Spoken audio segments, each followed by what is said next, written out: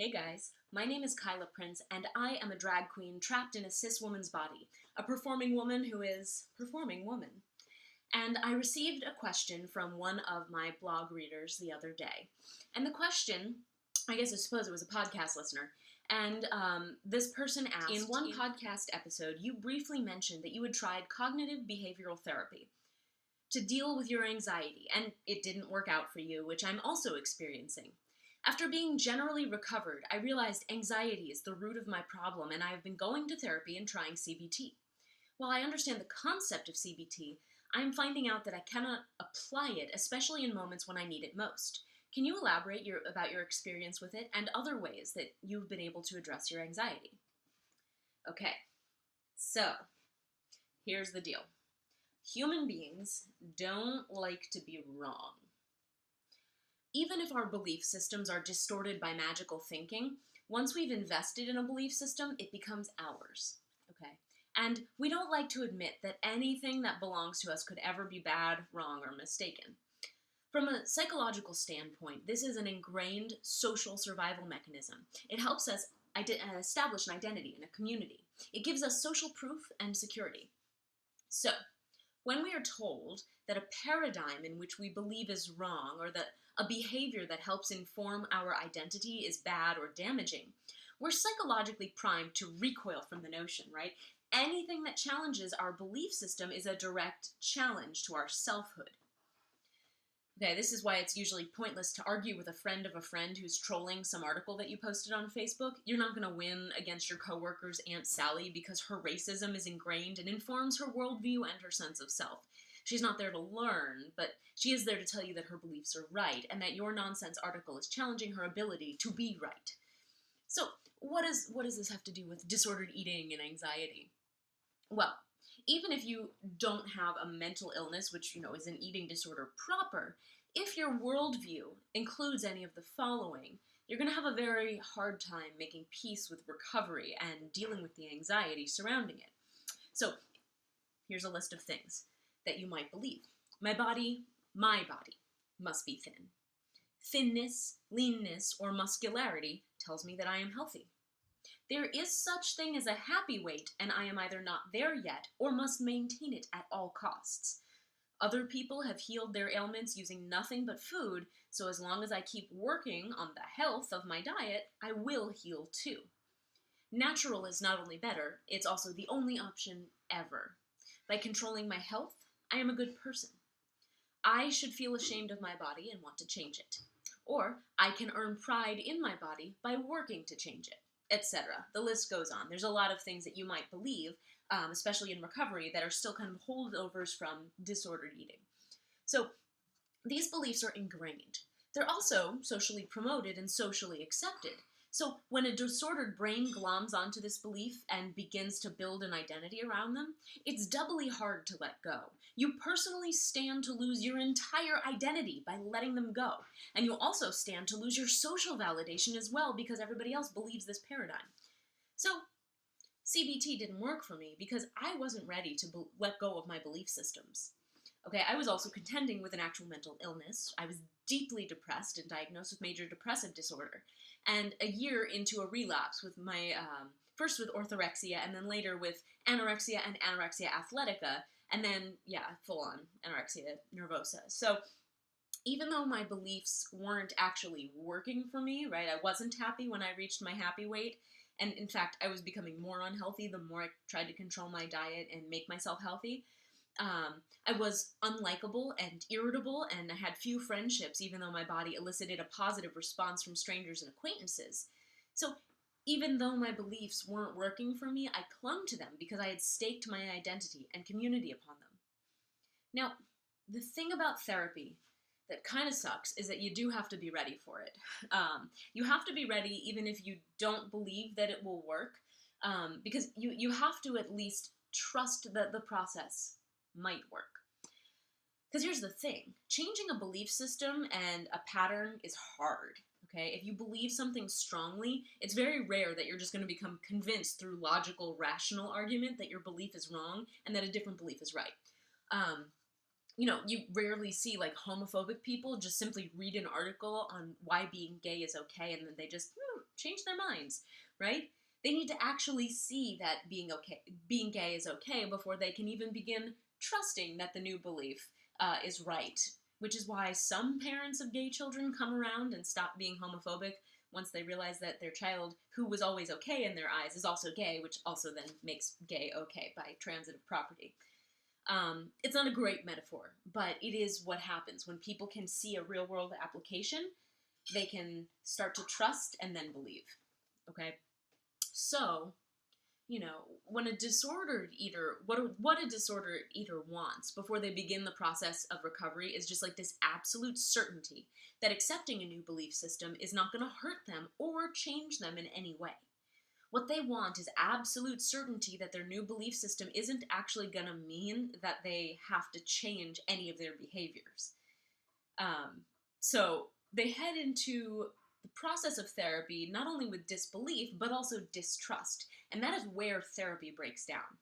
So when I coach, I tell people they don't have to believe me at the outset, because it is literally impossible for them to hold a belief that they both cannot prove and threatens their already held beliefs. Okay, I'd love for that to happen, but I'm not going to hold my breath. What I ask for in coaching is trust. Okay, you don't have to hold this belief yet, but simply trust that if you do the work, maybe someday you'll be able to hold the belief and also still be okay. So when I went to therapy, when I went to CBT, I was not ready for it. When I went to therapy, I hadn't even admitted that I was an anorexic or that my exercise and clean eating were actually a problem. Rather, I knew I was orthorexic and that my exercise was getting in the way of living my life, but my underlying belief systems were completely diseased. I saw the world as separated into two options. Eat and exercise a certain way and be this good, healthy, valuable, beautiful person, or eat and exercise like everyone else and become fat, sick, worthless, and unhappy. I was also clinging to, as I mentioned at the beginning, magical thinking about the nature of thinness and control. That if I could only continue to control my body and just keep working towards my next milestone on the journey to perfection, I would eventually be done. And then I'd be at my happy weight where I actually felt happy. So I could logically see that I was unhappy, but I couldn't connect the dots in my head between my unhappiness and my behaviors. I actually believed that it was the outcomes that were the problem, i.e. I wasn't thin enough yet, I wasn't muscular enough yet, I hadn't won a bodybuilding competition yet, etc. So when I started CBT, I came in with mistrust. Okay, my therapist was also fat, and so to believe her meant that I also risked becoming fat too. Okay, and remember, this was my disordered brain before I understood how damaging fat phobia is to both fat people and thin people. Okay, so the language that I'm using is coming from that place of disorder, not necessarily from the place that I am in, in intersectional feminism and recovery. But anyway, so trusting my fat therapist meant I might become fat too. Okay, and what I was doing was technically working for me, in that it was actually allowing me to control my weight, which meant in my mind, I was healthy, I was righteous, and I was right, and that my therapist could actually learn a thing or two from me. I didn't trust her because she wasn't at a happy weight, and therefore, logically in my mind, couldn't be happy. Moreover, it appeared that she was not only trying to make me give up my healthy behaviors, it was probable in my mind that she was also trying to make me fat and sick like her. Now, mind you, I don't know anything about her health. All I had seen at that time was her appearance. So, CBT did not work for me because I was not ready to do the work. And the work we were doing at the outset was mostly based on rational, logical arguments, discussing my ill-held belief system and arguing about whether or not it was right. I distinctly remember an episode in which my therapist and I argued about whether or not lettuce counted as a carbohydrate. And when she said that it wasn't, or that it didn't rather, I completely discredited her. Because she was so stupid that she didn't even see that plants are mostly carbohydrate. I think I mostly tuned her out after that fight. Okay, so I honestly began my recovery by accident.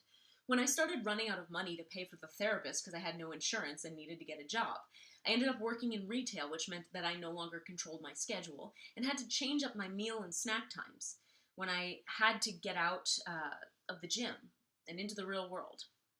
And in doing so, I actually ended up challenging my belief system kind of inadvertently. I had to trust in getting a job because it was literally the only way that I could continue to afford help. But I didn't have to believe that it was going to do anything to change my mind.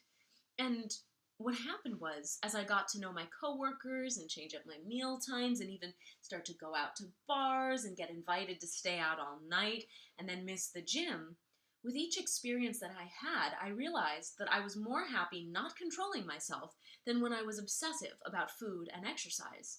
This directly challenged my belief system in a very tangible way. I wasn't at my happy weight, but I was happy. Now, unfortunately, things began to go sour, and I began to struggle at work because my boss wouldn't give me a promotion, and my roommates became abusive, and the workload increased along with my stress levels. So then I no longer had a way to challenge my old belief system. Now, I was not at my happy weight, and I wasn't happy. And because I didn't have a therapist or a coach or anyone to work through this with me, I didn't have anyone to reflect this fact back to me that I was equating happiness and weight. I just didn't have the awareness that I was making this unconscious leap back into an illogical belief system. So I went back to clean eating and over-exercising, and I would have relapsed again had my health not failed more quickly this time than last. So it's hard to say when it's time to do the work, but kind of like pornography, you'll know it when you see it. Mostly what'll tip you off is the trust that there can be another way than the way you're doing it currently, even if you don't fully believe it. So what happened to me was I began to practice what I called uncomfortable but not unsafe.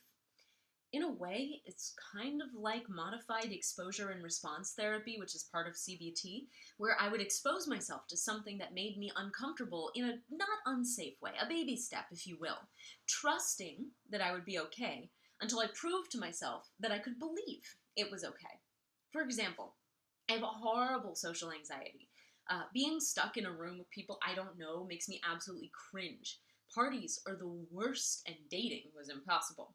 So of course I signed up for speed dating because that was a controlled environment, uncomfortable but not unsafe, because I knew the variables and I could set myself up for safety even if it really wasn't particularly comfortable. 5-minute conversations with a set end time and I never have to see the person again? Fantastic. I can practice being okay in conversation with strangers, even if I didn't believe that I would be. I felt my anxiety go down after I actually gave myself the opportunity to try it out a couple of times. I had trusted that it would be safe until I had proven that it was safe. So the only way to do it is to prove it, is to do it. The same thing happened with food. Okay, first when I stopped being a vegan, I didn't believe that eating meat would make me healthy, but I knew I had to trust it once I stopped getting my period as a vegan. So I started with foods that I had eaten and liked in the past. I didn't just have a hamburger on day one. I made egg whites and then tuna fish because I trusted these to be safer than other meats, and I proved that eating meat was okay. And then I got bolder with hamburgers. Same thing with paleo. I started with eating gluten-free bread, which I hadn't even had because everyone knows that paleo-fied sad foods are still not good for you, right? But so I got comfortable with the idea that I was eating bread. Then I read a book about why gluten is probably not the devil. And then I tried a single piece of bread and I sat tight and I waited for a horrible disease to befall me. Literally nothing happened. So I tried it again the next day. No change. And then I worked my way up to being able to order the ciabatta sandwich that I ate when I wrote the response to this question. So, in other words, you don't have to believe that therapy or coaching or any mindset shift is going to work. But you do have to trust it. If you approach the decision to make a change with distrust, it doesn't matter what modality you're using, you're simply not going to be able to do the work, right? This is why we have to be uncomfortable but not unsafe. We have to do the least offensive or scary thing that we can safely do and prove to ourselves that this baby step was okay. And our beliefs then shift a little. And then we choose the next least offensive or scary thing and prove to ourselves that this is okay. And we debrief, whether it is with a therapist or a coach or a journal after each attempt, so we can understand how to decontextualize our identities and belief systems in the face of new information. And that's why I recommend doing the discovery work that I call. In tandem with the recovery process, so that when things change, right, and your new belief system is not yet cemented, you don't have an excuse to go running back to your old beliefs and behaviors like I did, because there's still a true piece of your identity. And in this way, this is the CBT work, but you do it on your own terms. You go into it with the trust that it might work and that it could help you, and then you prove it. I recently started putting together a program called Recover, Discover, Emerge, and we're going to be going through this process together for a number of different topics: clean eating, mindful eating, obsessive exercise, and weight control, to start building a foundation of trust so that we can work on shifting our belief system. I definitely recommend checking it out if you're interested. And if you want some more information, just visit performingwoman.com/info to request information as soon as it's available. And I'll actually be sending out an email to that list with more information soon. And I hope this answers your question. Essentially, you have to be willing to entertain the idea that you might be wrong, and then trust that taking uncomfortable but not unsafe baby steps is the right way forward. You don't have to believe it. You just have to be open to the idea that your current belief system isn't working for you for a reason. And if you do try CBT again, try to find a therapist. Do some therapist shopping that jives with your worldview, who can help you work through these specific things. Because truthfully, if you go in ready to fight and you just don't trust this person, you're not going to make any progress. Same thing with coaches. Do your shopping. That's why I have this program, to help you figure out where you need to be on the journey toward uncomfortable but not unsafe. So, for more information, you can visit performingwoman.com, or just subscribe to the YouTube channel at performingwoman.com/YouTube. If you'd like to also ask your own question of me, just shoot me an email at kylaprince@gmail.com, or you can even record it and I'll play it here in a video at findingourhunger.com/ask. And I am looking forward to having you join me on the journey.